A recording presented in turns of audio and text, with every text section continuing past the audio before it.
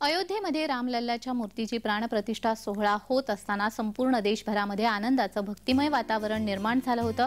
श्रीरामपूर या ठिकाणी तृतीयपंथीयांनी श्रीराम मंदिरामध्ये प्रभू श्रीरामाची मनोभावे दर्शन घेतलं। त्यानंतर तृतीयपंथी समाजाच्या वतीने श्रीराम मूर्ती प्राणप्रतिष्ठेनिमित्त काढण्यात आलेल्या श्रीराम झेंडा मिरवणुकीने संपूर्ण शहरवासियांचं लक्ष वेधून घेतलं होतं।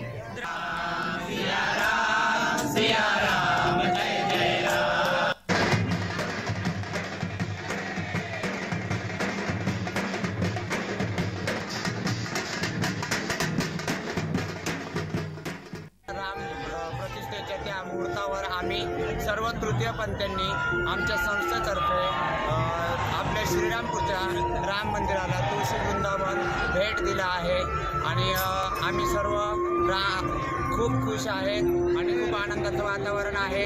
आज खऱ्या अर्थाने आमच्या तृतीयपंथीयांची दिवाळी आहे।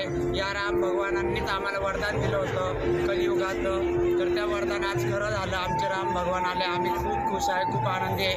खऱ्या अर्थाने आजच आमची दिवाळी आहे।